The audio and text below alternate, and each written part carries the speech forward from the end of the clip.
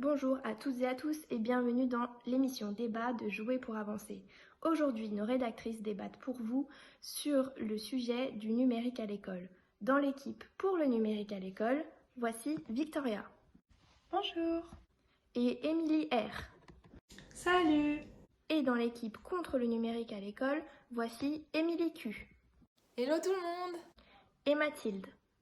Salut. La question du numérique à l'école fait beaucoup débat aujourd'hui, surtout avec la mise en place de l'école à distance en cette période de pandémie. L'équipe Jouer pour avancer s'est alors penchée pour vous sur la question du numérique à l'école. L'équipe pour commencer. Nous savons tous que les enfants sont de plus en plus adeptes aux nouvelles technologies et ils l'utilisent dans leur vie quotidienne pour se divertir. Alors, l'utilisation du numérique à l'école permettrait de développer leur intérêt mais aussi leur implication dans les apprentissages. En effet, si l'enseignant utilise des plateformes numériques interactives pour lier le jeu au savoir, l'apprentissage serait alors pour les enfants nettement plus ludique. Alors pour toi, le numérique à l'école permet d'entrer de façon beaucoup plus ludique dans les apprentissages. Et vous, qu'en pensez-vous, l'équipe contre ?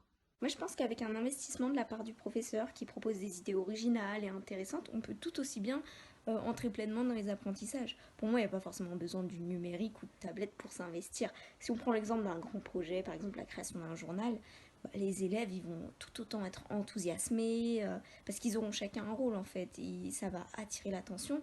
Alors certes, Victoria pense que le numérique permet une entrée dans les apprentissages de façon ludique, mais l'utilisation du numérique par les enfants impacte forcément leur cerveau.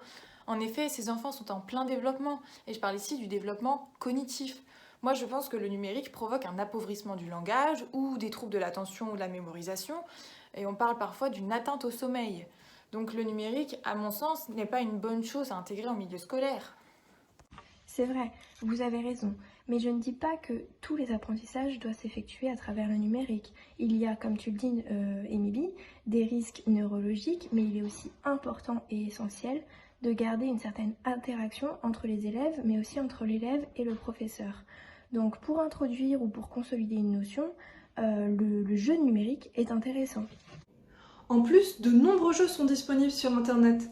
Les enfants ont tendance à connaître des jeux sans but éducatif à la maison, des jeux qui les occupent et les amusent, mais qui ne leur apprennent pas grand-chose au final, et qui sont même parfois violents. Alors que l'enseignant, lui, il peut leur faire découvrir de nouveaux jeux numériques ludiques et amenant des savoirs. Il existe des jeux sur les sciences, sur les langues, sur l'histoire-géographie. Toutes les disciplines peuvent y passer. Oui, Émilie, je suis d'accord avec toi sur le fait qu'il existe des plateformes d'apprentissage sur Internet. Par contre, par exemple, si on prend un enfant au CP qui commence à apprendre à écrire, il trace par exemple des lettres avec un crayon sur une feuille, ou il prend un feutre sur une ardoise, ou même s'il utilise une pédagogie un peu différente, il prend son doigt dans de la farine ou dans du sable, voilà. Sur l'ordinateur, en fait, l'enfant il tape sur le clavier, il utilise ou alors une souris. Donc pour moi, en fait, les apprentissages via les outils internet ne permettent pas l'approche manuelle et gestuelle des apprentissages. Et puis les enfants ils savent déjà bien manier les outils numériques parce qu'ils les utilisent quotidiennement chez eux. Donc il est important je pense de varier les contenus et qu'ils puissent faire une réelle distinction entre l'école et la maison. Voilà, on a vraiment un cadre qui se met en place et l'école elle doit leur permettre vraiment de s'épanouir socialement, de créer du lien, ce qu'empêchent les écrans et le numérique. Oui, les enfants ont déjà beaucoup d'écrans à la maison et parfois ils l'utilisent sans même aucun cadre posé. L'école est alors un moyen de leur apprendre à s'en servir de façon responsable, apprendre également à appréhender les dangers d'Internet et aussi à s'en protéger. De plus, il est intéressant de leur apprendre à utiliser des logiciels de base tels que Word ou PowerPoint. Ces logiciels leur seront utiles dans leur avenir.